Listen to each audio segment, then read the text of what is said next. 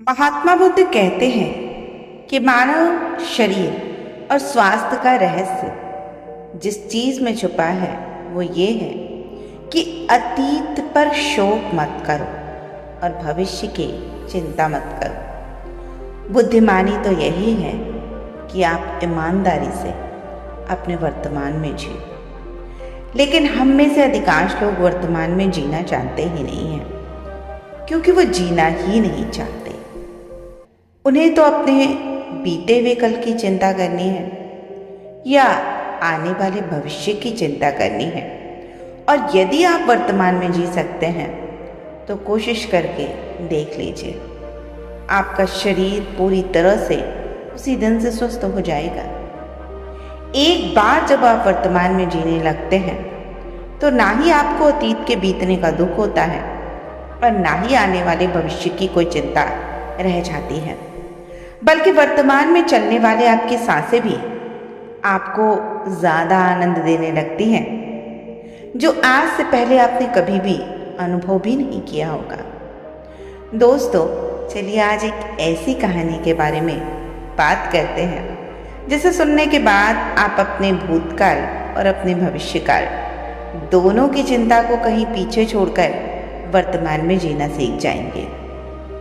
तो ये कहानी है एक व्यक्ति की। एक व्यक्ति अपने जीवन में बहुत दुखी था, बहुत परेशान था। वो एक पहाड़ की चट्टान पर बैठकर रो रहा था, बिलख रहा था। तभी वहां से एक बहुत भिक्षु गुजर रहे थे और वो उसे रोता देखते हैं तो वह भिक्षु उस व्यक्ति के पास गए। उससे कहने लगे, क्या तुम यहाँ से कूदकर अपनी जान देने की सोच रहे हो?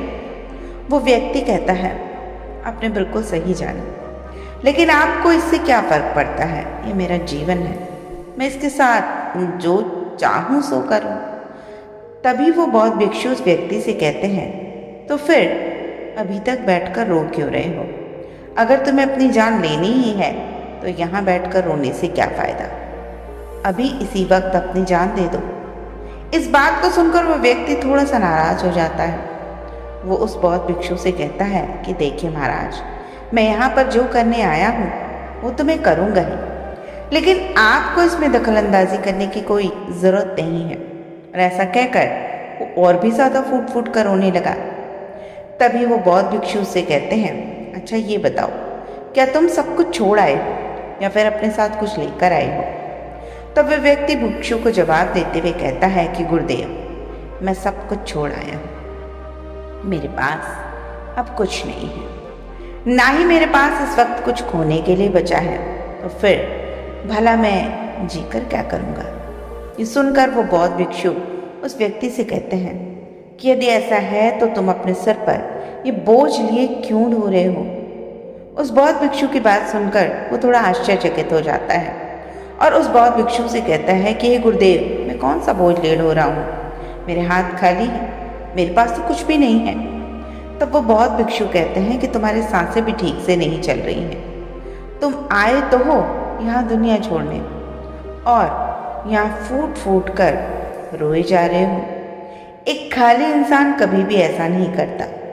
जो कंगाल हो चुका है और जिसके पास कुछ नहीं बचा है, वो भला रोएगा ही किस बात पर?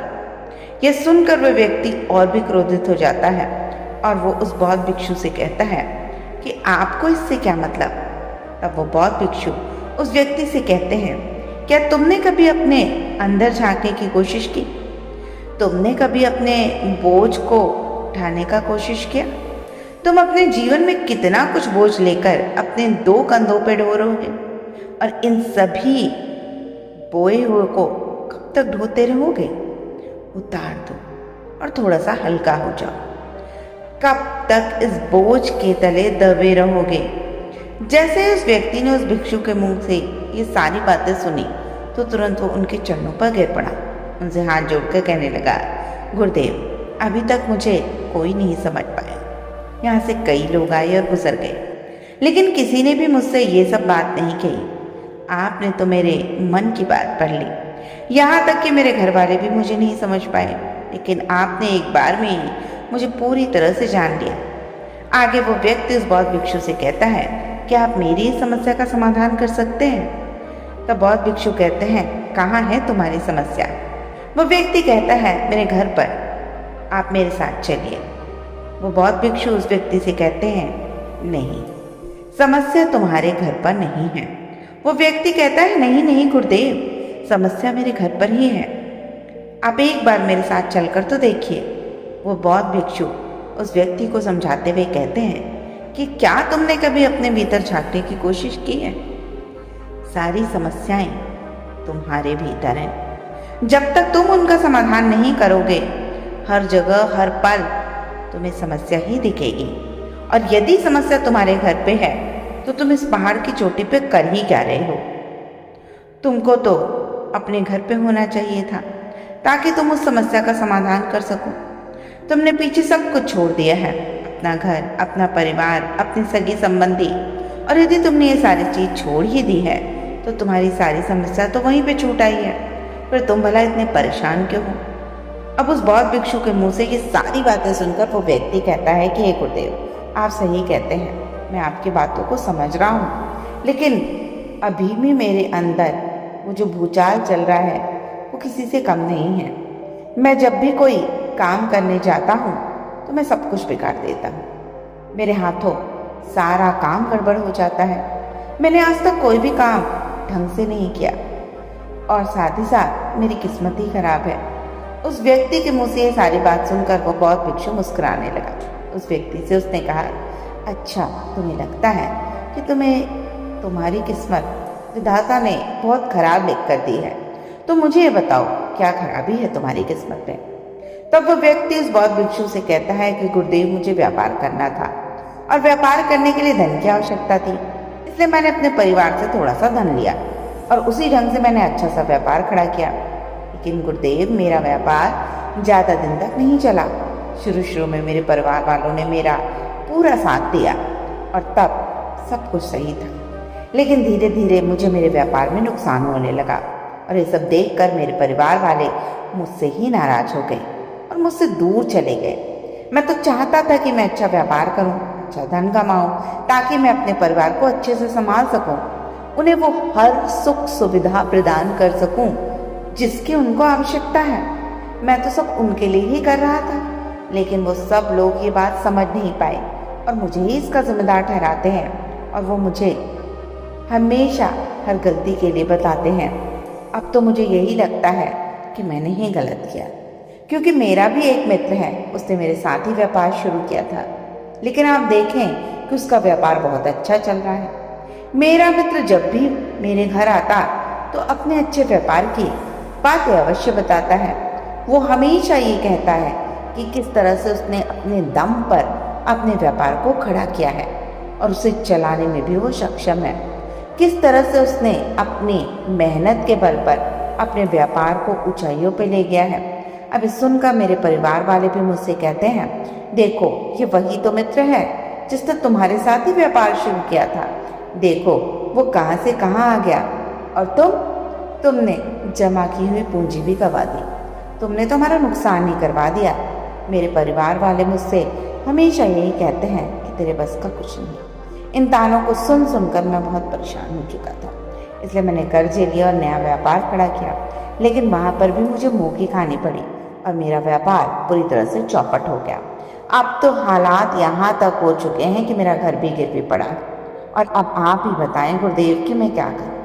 तभी वो बौद्ध भिक्षु उस व्यक्ति से कहता है, अच्छा, तुम्हें यह पता है कि तुम्हारा मित्र तुम्हारे पास क्यों आता था? तब वो व्यक्ति कहता है कि हाँ, मुझे अच्छी तरह से पता है। वो मुझे मेरे घर वालों के सामने नीचा दिखाने के लिए आता था, मेरी बुराई करने आता था, ये जताने आता था कि वो मुझसे अच्छा व्यापार और कई गुना कर सकता है और वो मुझसे श्रेष्ठ है। वो चाहता है कि मैं उसकी सफलता देखकर दुखी हूँ, जलन में तड़प तड़प कर तिल तिल कर मर जाऊं और हमेशा परेशान रहूं। तब वो बौद्ध भिक्षु उस व्यक्ति से कहते हैं, क्या तुम उसके व्यापार को देखकर सच में दुखी रहते थे? व्यक्ति कहता है, हाँ, इतना अच्छा व्यापार उसने खड़ा किया कि मेरा व्यापार तो पूरा चौपट हो गया और ये सब देखकर मुझे दुख क्यों नहीं होगा? मैं भी तो इंसान हूँ। गुरुदेव, मुझे तो समझ ही नहीं आता है कि उसने इतना बड़ा व्यापार कैसे खड़ा कर लिया। अब वो बौद्ध भिक्षु उस व्यक्ति से कहता है, तुम्हें दुख इस बात का नहीं है कि तुम असफल हो गए, तुम्हें तो अपने दोस्त की सफलता की वजह से ज्यादा दुख है। व्यक्ति उस बौद्ध भिक्षु से कहता है कि अपने असफल होने पर मुझे इतना पछतावा वास्तव में नहीं था, लेकिन मेरा मित्र इतना सफल हो गया, इसे देखकर मुझे धीरे धीरे ईर्ष्या होने लगी और मेरे अंदर जलन की भावना उत्पन्न होती ही जा रही थी और मैं देख देख कर दुखी रहता था, पछताता था, तड़पता था और तभी तो मैं वहाँ बिल्कुल नहीं रहना चाहता। अब वो बहुत भिक्षु उस व्यक्ति से कहते हैं, इसका अर्थ ये हुआ कि अगर तुम्हारा मित्र भी असफल हो जाए तो तुम्हें खुशी हो जाएगी। तो व्यक्ति कहता है, मुझे बड़ी खुशी होगी अगर वो असफल हो जाए, उसका व्यापार चौपट हो जाए। यह सब सुनकर बहुत भिक्षु फिर से एक बार मुस्कुराते हैं और उस व्यक्ति से कहते हैं, इसका अर्थ तो यही हुआ कि तुम्हारी खुशी तुम्हारे मित्र पर निर्भर करती है। यदि वो चाहे तो तुम्हें खुश कर दे, वो चाहे तो तुम्हें दुखी कर दे, क्योंकि तुम तो खुद से ना तो खुश हो सकते हो ना ही दुखी। तुम तो अपने मित्र के गुलाम बनकर रह सकते हो। और अगर यही बात है तो तुम्हारी समस्या का कोई समाधान नहीं है, क्योंकि तुम्हारी खुशियाँ और तुम्हारी तकलीफें ये सब कुछ दूसरों के व्यवहार पर निर्भर करती हैं।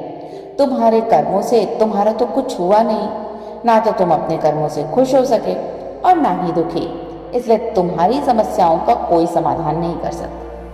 तब वो व्यक्ति उस भिक्षु से प्रार्थना करता है कि हे गुरुदेव, आप ही मेरी सहायता करें, क्योंकि आपने ही मुझे सबसे सही तरीके से जाना है। तब वो भिक्षु उनसे पूछते हैं कि अगर मैं तुम्हारी सहायता ना करूं तो क्या होगा। भिक्षु कहते हैं, हम जब दूसरों से आशा करना बंद कर देते हैं तब हम उन पर निर्भर होना भी बंद कर देते हैं। और अगर मैं भी तुम्हें कोई रास्ता ना बताऊं तो तुम्हें तुम्हारी समस्या के समाधान के लिए रास्ता खुद ही ढूंढना पड़ेगा। लेकिन जो लोग रास्ता ढूंढना नहीं चाहते या उसके लिए प्रयास नहीं करना चाहते, वही तुम्हारी तरह दुखी, परेशान और रोते रहते हैं। आज अगर मैं तुम्हें एक रास्ता बता दूं तो हो सकता है कि तुम एक सही मार्ग पे चले जाओ, लेकिन एक बात हमेशा याद रखना कि जो मित्र तुम्हारे घर आता है वो तुम्हें यह बताने के लिए आता है कि उसने किस तरह से अपने व्यापार में वृद्धि की, उसने किस तरह से कड़ी मेहनत की। वो तुम्हें दुखी करने नहीं आता है। लेकिन क्या तुमने कभी गौर किया कि तुम्हारा मित्र बात तो सच्ची ही करता है कि किस तरह से उसने अपने जीवन में संघर्ष किया, वो कैसे उस मुकाम तक पहुंचा जो उसने अपने अनुभव की बात तुम्हें बताई। तुमने क्या कभी उस पर चलने की कोशिश की? आज उसी तरह अगर मैं भी तुम्हें रास्ता बता दूं तो क्या तुम कभी उस पर चलोगे? अनुभव का इस्तेमाल हम तभी कर सकते हैं जब हम खुद उस रास्ते पर चलते हैं। फिर अगर तुम सिर्फ दूसरों के अनुभव को सुनोगे और प्रयास ही नहीं करोगे तो दूसरों का बताया हुआ अनुभव भी व्यर्थ ही हो जाएगा। तो मैं तुम्हें अपने अनुभव के बारे में बता सकता हूँ कि किस तरह से मैंने संघर्ष किया, या तुम्हारा मित्र अपने अनुभव के बारे में बता सकता है कि उसने किस तरह संघर्ष किया अपने जीवन में, अपने व्यापार को ऊंचाइयों तक पहुंचाने के लिए उसने कैसे मेहनत की। लेकिन तुम्हें भी तो अपने अनुभव का प्रयोग करना पड़ेगा। ऊंचाई पे जाने के लिए अपनी बुद्धि का इस्तेमाल करना पड़ेगा, अपने अनुभव का इस्तेमाल करना पड़ेगा। जहाँ जहाँ गलतियाँ हुई उनको सुधारने का प्रयास करना पड़ेगा और अपने नवीन ज्ञान के माध्यम से आप जीवन में और आगे बढ़ते जाते हैं। तुम्हें तो हमेशा खुश होना चाहिए कि तुम्हें जो अनुभव हुआ था या जीवन में आगे चलकर जो तुम्हें अनुभव होता, तुम्हारा मित्र उससे पहले ही तुम्हें घर आकर दे जाता था, लेकिन तुमने कभी किसी का आभार प्रकट नहीं किया, क्योंकि तुम तो ये चाहते हो कि गलतियां हो ही ना और घर बैठे सभी अनुभव, सभी तजुर्बे तुम्हें प्राप्त हो जाएं और बिना गलती के तुम जीवन में सिर्फ और सिर्फ सफलता की सीढ़ियों पर चढ़ते जाओ। तुमने अपने जीवन से अनुभव को प्राप्त करने का प्रयास ही नहीं किया, इसलिए इस तरह से तुमको आज रोना पड़ रहा है और आज भी तुम अपनी पुरानी गलतियों पर ही रो रहे हो, आगे बढ़ने का प्रयास कर ही नहीं रहे हो। यदि तुम चाहते हो कि मैं तुम्हारी मदद करूं, तो सबसे पहले तुम खुद अपनी मदद करना शुरू करो। आगे बढ़ो, संघर्ष करो, अपने अनुभव का इस्तेमाल करो, कभी हार मत मानो, क्योंकि समय की एक बड़ी खूबी है, समय चाहे कैसा भी हो बदलता जरूर है। इसलिए अच्छा हो या बुरा हो, दोनों का गुजरना तय है। लेकिन सबसे जरूरी बात यहाँ पर समझने वाली ये है कि इन दोनों वक्त को देखने के लिए तुम्हारा जीवित रहना आवश्यक है। और जब तुम्हारा अच्छा वक्त शुरू होगा, तब तुम अपने संघर्ष से अपने व्यापार को खड़ा करोगे और अपने व्यापार को उन ऊंचाइयों तक ले जाओगे। और तब वही तुम्हारे मित्र तुम्हारी सफलता के नहीं, तुम्हारी असफलता के गुण जानेंगे, ताकि तुम उनकी तरह कोई गलत निर्णय लो और तुम उन्हीं की तरह बर्बाद हो जाओ। तो यहाँ पे तुम्हें अपनी बुद्धि का इस्तेमाल करना होगा। तुम्हें उनकी बातों पे ध्यान ना देकर अपनी बुद्धि का प्रयोग करना होगा। जब तुम कड़ी मेहनत से अपने व्यापार को खड़ा कर लोगे ना, तो वही तुम्हारे सारे मित्र तुम्हारी सफलता के नहीं, असफलता के गुण गाएंगे, ताकि तुम भी कोई गलत निर्णय लो और तुम्हें उन्हीं की तरह बर्बाद होना पड़े। तो यहाँ पे तुम्हें अपनी बुद्धि का इस्तेमाल करना होगा।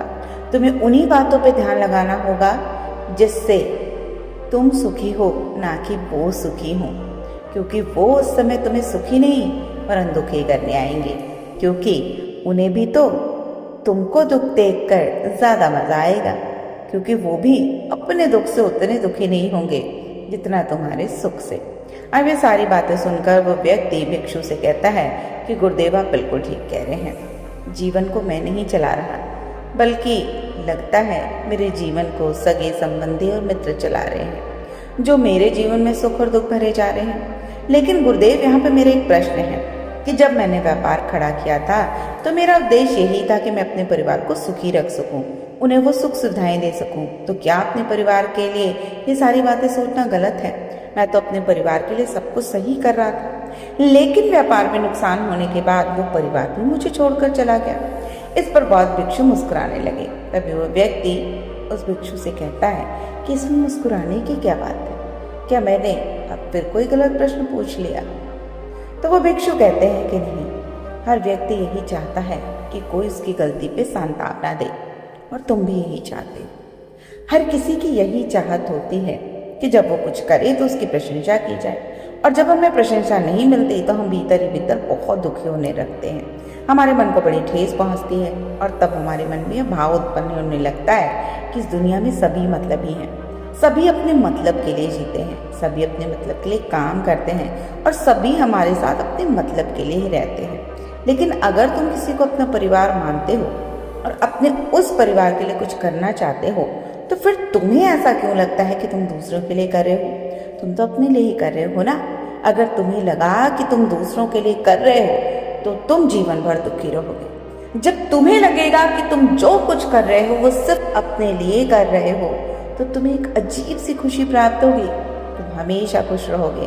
और जब तुम अपने कार्यों को बेहतर तरीके से बेहतरीन करने में लगे रहोगे, तो तुम्हें किसी को शांत करने की जरूरत ही नहीं पड़ेगी। तभी वो व्यक्ति उस भिक्षु से कहता है कि गुरुदेव, आपकी बात मेरी समझ में आ गई। अब तक मेरी किस्मत दूसरों के हाथ में थी, और वो उसमें जैसा चाहे वैसा रंग भर रहे थे, चाहे सुख के या दुख के। लेकिन अब से अपनी किस्मत मैं अपने हाथ में रखूंगा, फिर चाहे वो अच्छी हो खराब हो, मैं हार नहीं मानूंगा। आखिर में वो व्यक्ति उस भिक्षु से कहता है कि गुरुदेव, आपकी सारी बातें तो समझ गया, लेकिन क्या आप मुझे कुछ दे सकते हैं जो मेरे जीवन के सबसे बुरे वक्त में मेरा साथ दे, मेरा साथ निभा सके? सन्यासी ने कहा कि इस बक्से में एक ऐसा राज है जो तुम्हें बड़े से बड़े दुखों से बाहर निकाल सकता है, बड़ी से बड़ी विपत्तियों से छुटकारा दिला सकता है, और इसे तुम तब खोलना जब तुम्हें लगे कि अब कोई राह नहीं बची है, जब तुम्हें ये लगने लगे कि सब कुछ व्यर्थ है, मैंने जो बात कही है वो भी व्यर्थ है, ये दुनिया भी व्यर्थ है और यहाँ रहना भी व्यर्थ है। और इतना कहकर वह बौद्ध भिक्षु उस बक्से को उस व्यक्ति को थमा देते हैं और फिर वहां से चले जाते हैं। वह व्यक्ति उस बक्से को अपने साथ लेकर घर आ जाता है, फिर एक नया कारोबार शुरू करता है।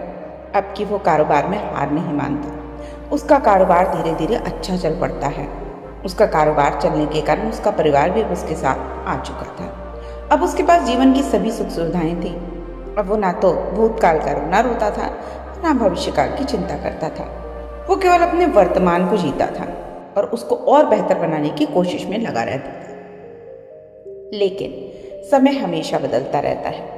जिस तरह से बुरा समय हमेशा नहीं रहता, ठीक उसी प्रकार से अच्छा समय भी हमेशा नहीं रहता। अब उस व्यक्ति के जीवन में एक बार फिर से अच्छा समय समाप्त हो गया था और वो जिस राज्य में रहता था उस राज्य पे पड़ोसी राज्य के राजा ने चढ़ाई कर दी थी। पूरा राज्य ही तबाह कर दिया था। उसका व्यापार भी पूरी तरह से तबाह हो चुका था। वो अपने परिवार के साथ दर दर की ठोकरें खाने लगा। उसे यहाँ से वहाँ भागना पड़ा, यहाँ तक कि उसके पास खाने पीने के लिए भी पैसे नहीं बचे। तब उसके बच्चे भी बहुत बीमार पड़ चुके थे और उनके इलाज के लिए भी उसके पास पैसे नहीं थे। तब उसे एहसास होने लगा कि ये सब व्यर्थ है, उसका ये जीवन जीना भी व्यर्थ है, पूरा संसार व्यर्थ है और जो कुछ भी बातें उसे उस भिक्षु ने कही थी वो सारी बातें भी व्यर्थ हैं। आज उसके पास कुछ नहीं बचा। आज उसके पास जीने का कोई मकसद नहीं है। वो व्यक्ति अंदर से पूरी तरह निराश हो चुका था, अंदर से पूरी तरह से टूट चुका था। वो व्यक्ति ये सब सोच ही रहा था, तभी उसकी नज़र उस बक्से पर पड़ी जो उसे उस बहुत भिक्षु ने दी था। फिर उस व्यक्ति ने उस बक्से को खोला। उस बक्से में एक पर्ची थी जिसमें ये लिखा था कि आपकी नई जिंदगी की शुरुआत कहीं से भी हो सकती है। आपके पास सोने का सिक्का हो ना हो, लेकिन आपके पास वो हिम्मत तो है, तो कुछ न कुछ आप अवश्य ही कर लेंगे। उस पर्ची को पढ़ने के बाद उस व्यक्ति के मन में एक बार फिर से आशा की लहर दौड़ पड़ी। उसने अपने जीवन में फिर से हिम्मत बांधी, उन ऊंचाइयों को छूने के लिए फिर से मेहनत करने लगा और फिर से एक नया मुकाम बुरे वक्त को पछाड़कर उसने हासिल किया। तो दोस्तों याद रखिए, जीवन सुख और दुख और अच्छे समय और बुरे समय दोनों से गुजरता है, लेकिन जो व्यक्ति हार नहीं मानता, अपनी गलतियों से सीखता है, पीते हुए कल का रोना नहीं रोता और दिन रात भविष्य की चिंता में नहीं घुलता, जो वर्तमान में जीता है और हमेशा अच्छा करता है, बस वही व्यक्ति जीवन में सबसे ज्यादा सफल हो पाता है।